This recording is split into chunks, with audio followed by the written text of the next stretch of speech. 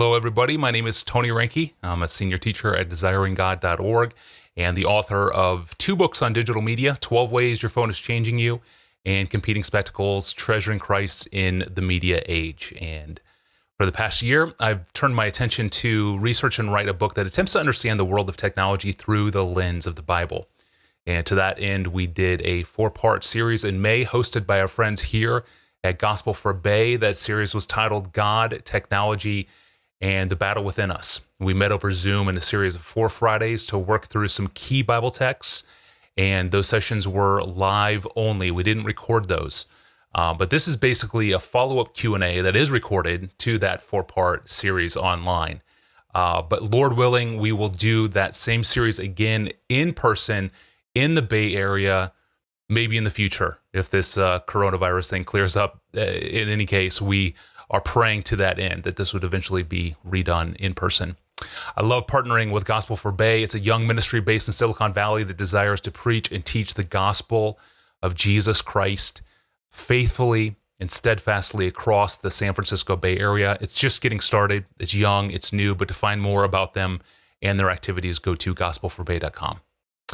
You can also follow them on Facebook, Twitter, things like that. Just see the links in the description somewhere down there. So this is a Q&A, and I think I have 6 or 7 questions. And I'll just read the questions first, and then we'll dive in. Question number 1. Shouldn't Christians oppose technological advance given all the possibilities that we will discover something that will actually turn on us and threaten our well-being? Good question. Number 2, how do you reckon with anxiety or guilt over technological inequality in the West compared to the rest of the world? Really good question. Number 3, how fast should Christians adopt new technologies? Really good. Number 4, should I be designing new code, inventing new gadgets, and making new medicines and other innovations in a field which may eventually be used for evil? Great question. Number 5, should I come out and tell my employer and coworkers that I am a Christian? Why or why not? Really good. Question number 6, how do you justify your full-time work in gaming, entertainment, or in an industry that on the surface meets no legitimate human need in others? Real good. And then number 7, we have 7 questions. Final one, quote, I design new dishwashers for GE, but that work feels vain because it's not ministry. How should I proceed? All right, that's the 7 questions that you've sent me.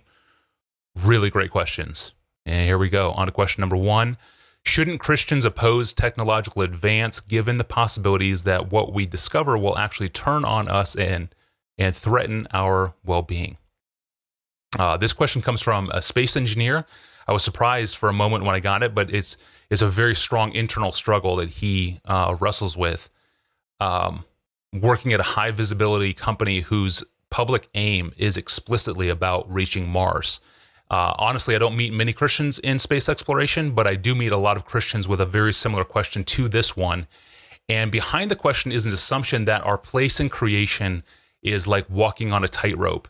And if we discover some new possibility with DNA or atomic power or some new power source to come in the future, that somehow we will have awakened some nefarious evil force within creation. And in fact, what we see in Scripture should lead us to think in a very different direction than that altogether, namely that God can and does squelch human innovation at his own will. There's no danger of humans unearthing or inventing some nefarious evil force that God cannot stop. The Tower of Babel story is the prime example of this point, and we looked at it in that series. Now, that does not mean that God cannot step back and watch us bring down on our own heads the consequences for our overreach into technology. He can and he does do this as well. So we need ethics. We do need to walk wisely in this world. We need caution, but we should not be paralyzed into, shutting down human innovation because there's, self-destructive risks involved. The truth is that God governs over all human overreaching. And we see this nowhere more clearly than in the gospel itself. Humanity itself conspired to use metalworking technology to nail the Son of God to a cross to shut him up and stop his ministry. And that very fact, that raising up of Christ on a tree is how God glorified himself and his Son and brought victory over evil and justifying grace to sinners. So the cross is a prime example of how humans self-destruct with technology and how God overrules that self-destruction with redemptive purpose. We play checkers, he's playing chess, okay? So yes, we should be cautious for the sake of humanity, but we should not shrink back from innovation because we fear the smallness of God's power to protect us. That, I think, is what it comes down to. It's unbelief. Great question. Question number 2, how do you reckon with anxiety or guilt over technological inequality in the West compared to the rest of the world? Very good, very common question, one I hear a lot. It's not entirely removed from the question over economic inequality too. The two go hand in hand. So I think we have to recognize several things here as we look at both forms of inequality. First, wealth enjoyed by an individual or a family or a nation is a gift from God. That's very clear to us from Ecclesiastes chapter 6, verse 2. And wealth is not a zero-sum game. God can make the entire globe wealthy if he wanted to. And one day, it seems he will. In the new creation, it appears that everyone will be as wealthy as kings and queens in this new creation. So personal guilt over economic inequality here is rather pointless when we think about this life. Secondly, there's no virtue in downplaying the very real wealth and technological innovation in all of our hands, as if it came to us by some mistake or mere accident or luck of the draw. It didn't. And that's the same with money. God gives wealth and God gives poverty. That's Job chapter 1, verse 21. So if the Dow Jones skyrockets to 30,000, that's a gift from God. And if our retirement plans prosper, that's from him. If the tech industry collapses in a recession overnight and he removes our wealth and leaves each of us in poverty, he is still good and still in control.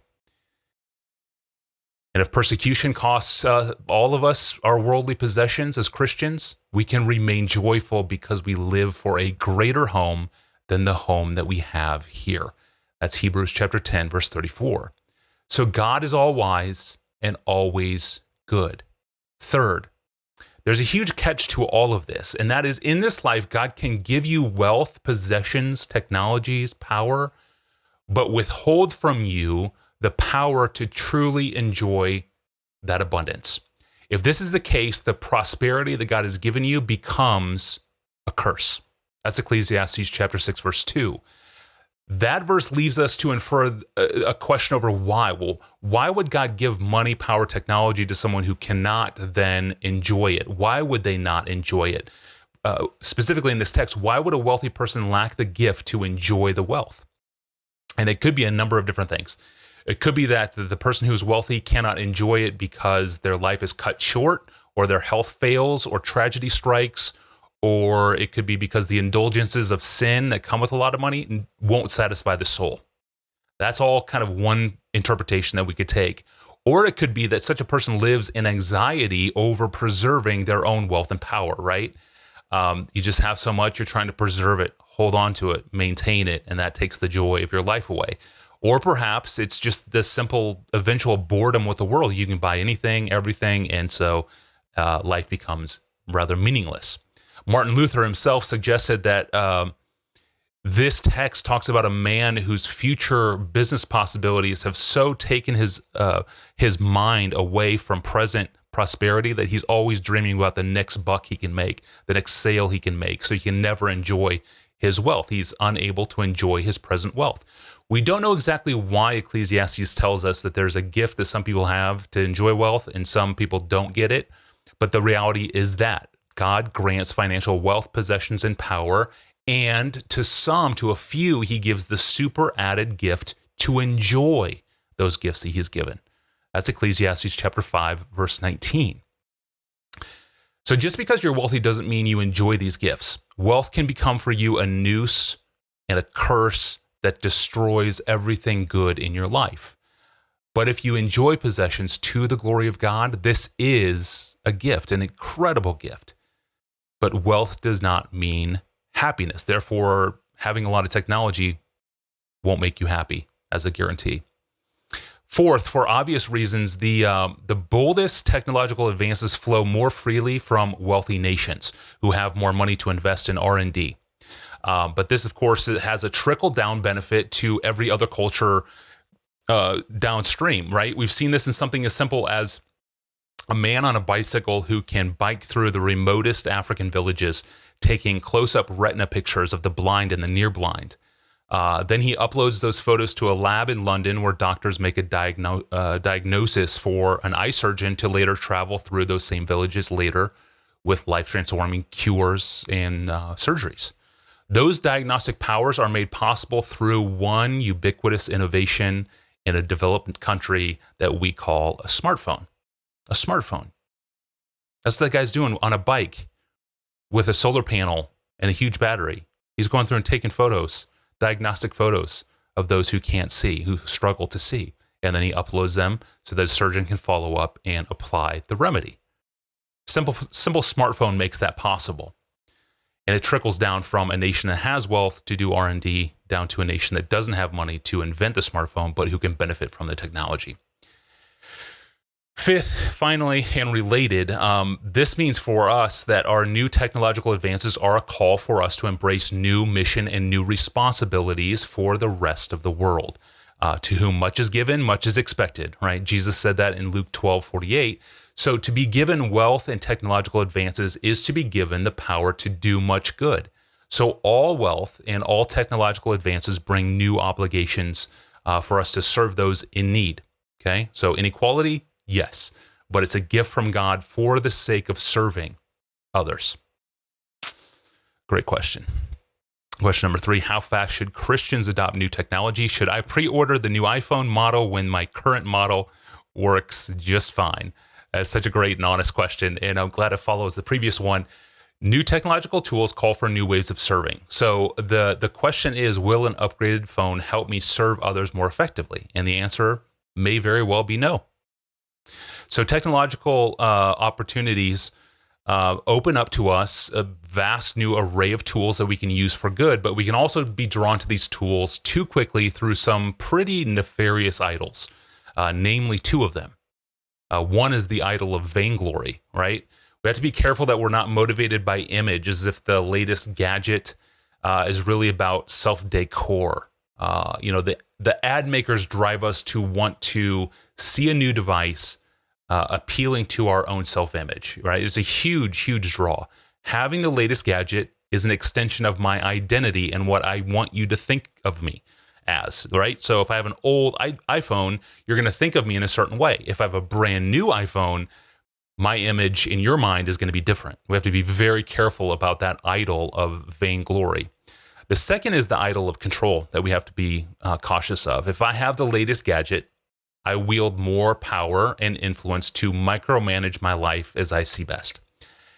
Now that very quickly becomes an idol. It becomes a substitute for God's wise providence over my life. I put my trust in my technology. And these types of concerns should always be a real concern to every Christian in the tech age who wants to adopt new technologies.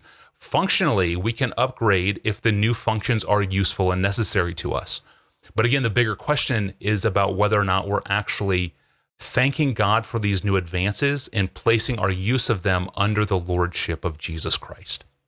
Or do we wield these shiny new tools simply as we please, no limitations, no governors, no checks, no balances, not in service to anyone, right? So we can very soon stop praying that God would use our technologies in service, and we start to use these powers as sort of new ways to control our lives. And then God becomes of less and less consideration in light of our new gadgets, right? We have this new gadget that gives us the power to control our lives, so we don't need prayer. It gets down to that. So new technology can be a means of trying to control our lives in a way that makes God irrelevant and his providence over us seem distant. So those are my 2 concerns, my 2 warnings about adopting too quickly. Question number 4, should I be designing new code, inventing new gadgets, and making new medicines and other innovations in a field which may eventually be used for evil? Great question. This is similar to question number 1. And I don't think we can or necessarily must be bound by realities of how our innovations will be used 2 and 3 stages down the road.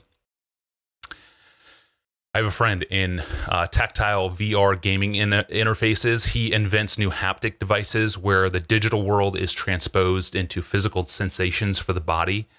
And he knows that everything that he is inventing right now for the gaming industry will eventually be used in the virtual sex industry that's emerging.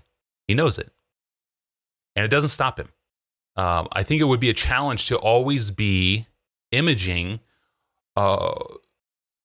in the future what our technologies are going to be used for 2 and 3 stages later. Only able to, operate in this life today by clearly seeing and predicting the future. I think that's an awful way to live. I think that's really hard. I think it's helpful to separate the creation of a tool from its use, okay? To separate creation of the sword. We looked at the sword and the sword wielder.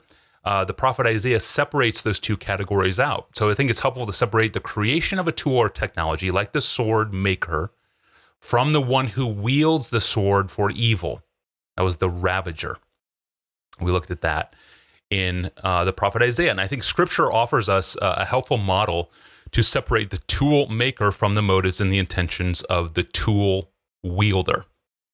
Okay, so separating those categories is helpful because it's rather hard, I think, for anyone to imagine a world that is being created in the future using a technology for an evil purpose. Maybe that's clear to you and you're like, your conscience is like, I just can't make this. You got to listen to your conscience. But you have to be careful about sort of basing your present activities and innovations on what you predict will be the future. I think that's a really hard place to live and work. Question number 5, should I come out and tell my employer and coworkers that I am a Christian? What are the pros and cons in publicly owning your Christian convictions, as in operating with others knowing where you are coming from, rather than doing so in disguise? It's a good, honest question. Many Christians find it helpful to be upfront here and then let all the suggestions for how they innovate, how they work, how they improve devices and platforms that work, let that all flow from a shared understanding of where those suggestions and those resistances are coming from. I'm a Christian. I operate as such.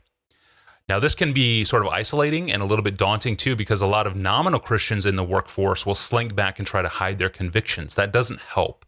But I know a number of people in various industries who have found it best to just come forward and make it explicit and tell those around them about the worldview that they are operating from. I'm a Christian. My worldview is Christian. And on this point, I'm really inspired by a friend of mine who works in gaming at Microsoft. And whenever I hear somebody ask this question about whether or not one should come out and make their Christian convictions clear at work, I think of him and his testimony. And so this week, I reached out to him and I said, hey, would you be willing to share your testimony with me so I could share it with this group of folks that I'm doing a Q&A with? And so he wrote up his testimony and he sent it to me. So I'm just going to read this because he can say it so much better than me. Quote, from the beginning with my own job, I had the benefit of recognizing that God's hand was involved in me landing it, even before I had a healthy appreciation of God's sovereignty in all things. I just knew that He was responsible for it and that it was a gift from Him which I did not deserve. As I developed a better understanding of God's sovereignty and His purpose to be glorified in my job, several things came clear to me. First, if God wants me to keep my job, there's no one at Microsoft who can fire me, period. And if someone does fire me, then God clearly doesn't want me there anyways. This fact gave my wife and I great peace very early on in my career there. Secondly, I know Microsoft gives me a paycheck, but God is the one who signs it. In other words, my job is for Him before it is for anything else. Microsoft bankrolls God's mission to the people of my workplace. Great line. I certainly do my work for Microsoft heartily as unto the Lord, but I recognize that my primary purpose is to be a light to the people He placed me near. And eventually my job led me to planting a church, which Microsoft also bankrolls. Shh, don't tell anybody that. Given that I'm bivocational and I take no salary from my church, all of these things God has done through the job He gave me. It's entirely His work. In terms of boldness and zeal, these have ebbed and flowed for me over the course of my time at Microsoft, now over a decade. There have been seasons where I've come up to strangers' desks and just asked them point blank if they wanted to join a Bible study, or when I realized, or when I rallied my team to do story time during lunches and listen to each person tell their story on different lunch hours. This helped me see their struggles and encouraged me to pray for them. It also allowed me to share my own story for an hour. My story happens to be about Christ and how he rescued me from sin and death. But there have also been seasons where I've wept on my drive home because I wasted an entire day and did not display the glory of Christ to the people who desperately need to see it. Or days when I simply lacked boldness in moments that were critical and failed to speak graciously into situations that could have shown people the love of God. So there have been very high days and very low days when it comes to visibly displaying my pursuit of Christ. Anything good in these seasons comes from God's hand. I did my best to use my many failures as fuel to pray harder and look for even more opportunities, but even that was from God. I'm strongly in the camp of being obedient to the Spirit's guidance in any and every circumstance, but this shouldn't be a license to avoid risk because I am mistaking my own fears for the Spirit's voice. I think it's best to embrace risk graciously and confidently unless the Spirit is impressing another approach. For me, this meant I didn't do a lot of hiding my faith ever, even though most people around me are not Christians and some are even hostile to Christianity. Pre-pandemic, my Bible would often be on my desk, so also would be a mug with Philippians 1:21 painted on it, and I'd also wear clothing with messages like His glory alone or grace alone on it. My friends would tell me, I like your hoodies, even the Jesus ones. I have 2 Corinthians 12:9 and Philippians 1:20 tattooed on my forearms, the verses in plain view. My team and my manager know that I am a Christian. They also know that I'm a pastor, and they know that I take my faith very seriously and bring my Bible and a moleskin with me on every lunch break. For long periods of time, I was blessed to be involved in several different Bible studies at my workplace and had many opportunities during lunches and coffee walks to share my faith and the worldview that issues from it, as well as simply encourage other brothers in the faith. All of this has been a blessing from God, and I am exceedingly grateful for it. I can't say it any better than that. That's powerful. All right, question number 6. How do you justify your full-time work in gaming, entertainment, or in an industry that on the surface meets no legitimate human need? Great question. The first thing to say is that neighbors surround you every workday. We just heard that in this testimony. Your boss and your coworkers are your neighbors at work. So the focus should not be placed entirely on the product that you make or its relevance in the marketplace or its relevance in the world. You are part of a network, a team, and in that sense, you are helping to meet very tangible needs in the life of your boss and colleagues and employees as they provide for their own families. Not to mention the opportunity that you have to share the gospel with them as well. Second, the less you work, the less that you find that your work actually serves people, prepare yourself for a pretty harsh reality check in the future. For guys especially, we call this the midlife crisis. If you give your life to pushing pointless trinkets for a living, you can expect that one day you will lay in bed, you will feel the vanity of it all, and you will find that the motive towards wealth that drove you for so many years will eventually be not strong enough to get you out of bed. It won't. So eventually you will have to ask, what is the true value I give to others? And that, of course, is the key to all of our vocational thrivings, right? To add real value to people's lives in ways that the market values. That's the key to finding a vocation, right? By God's grace, with the gifts that He's given you, you're trying to add real value to people's lives in ways that the market values. And that's no easy thing. That takes, for many people, that's going to take years for you to figure that out and fine tune it.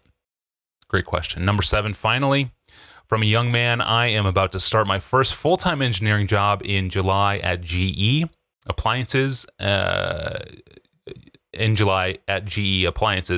will take seminary courses on the side. Aside from the fact that I can use my paycheck and some time off to give and travel for the Great Commission, how does it connect to the rather mundane 40 hours a week I will spend making dishwashers? I live with a lingering discrepancy of felt urgency for mission in comparison to heading from home to go to work. I live with a lingering discrepancy of the felt urgency for mission in comparison to heading home to go to work. So, how can you find motive at work when you're called to mission? Well, go back to that testimony that I just read of Microsoft bankrolling a church plant. There's bivocational opportunities, but this is a great question. It may be that God is calling you to leave a vocation for the mission field. Maybe not. You may be that bivocational pastor who works in the workforce, but then preaches and leads a church on Sundays. And you could do that maybe at GE, pursuing ministry and working at GE. I think this question, though, when I first read this question, I thought more about the dishwasher than on the mission. So, let me talk about the dishwashers for a little while, because at root, advances in appliances, like those of a dishwasher for the home, those come with an implicit promise that those appliances will make our lives less manual, more automatic, less cumbersome, right? The paradox is, of course, that if we're not careful, new technologies actually lead to more work, not less. More complicated lives, not less complicated lives. So, for example, historically, we do a lot more laundry now since the washing machine was electrified. In the 18th century, a stain on a shirt didn't make it dirty. You could still wear it tomorrow if it had a stain on it. But today, our detergents feature commercials with an otherwise pristine shirt. Getting a bold stain, like chicken wing bounces off of the dress shirt in slow motion, and that shirt now needs a treatment and to be washed as soon as possible. Right? And subtly, our detergent companies instill in us this idea that any stain on a shirt means we need to wash it ASAP. And that leads to the idea that if you wear a shirt once, you need to wash it, right? That was unthinkable in an age before the electrified washing machine, right? So for more on how new home appliances and the technologies in the home actually complicated the home life, see a really fascinating book by Ruth Schwartz Cowan. The book is titled More Work for Mother: The Ironies of Household Technologies from the Open Hearth to the Microwave. Really interesting read. But the principle still holds. Used wisely, better appliances can simplify our lives. Better appliances serve a very real need. Making better, more durable dishwashers is a very real means of serving your neighbor. So designing a better dishwasher can help save time. Time for what? That's the question. Time for what? A historian put this point in this way when he wrote this, quote, "It is not puzzling that man should make an effort to save effort. One may say that technology is a small effort to save a very much larger one, and therefore perfectly justified and reasonable. Good. But there is another question. What becomes of the saved energy? Does it just lie idle? What is man to do after he has eliminated what nature compels him to do? What fills his life?" End quote. This is the underlying question of all of our technologies. We are left with more free time. More time for what? More time for faith and unbelief to manifest. The life of faith and unbelief are both manifested in what we do in our free time that's afforded to us by our time-saving technologies. Pastor and theologian John Piper once put it this way. Get this, listen to this. One of the great uses of Twitter and Facebook will be to prove at the last day that prayerfulness was not from a lack of time. Did you get that? One of the great uses of Twitter and Facebook will be to prove on the last day that prayerfulness was not from a lack of time. Social media is a prime example number one, that we all have tons of free time available. So it's no small thing to serve your neighbor by making a better washing machine, because if that neighbor is living a life of faith, you are doing a very good and important service to them, for them. For the Apostle Paul, freedom from the ordinary daily obligations is important to fulfilling our missionary calling.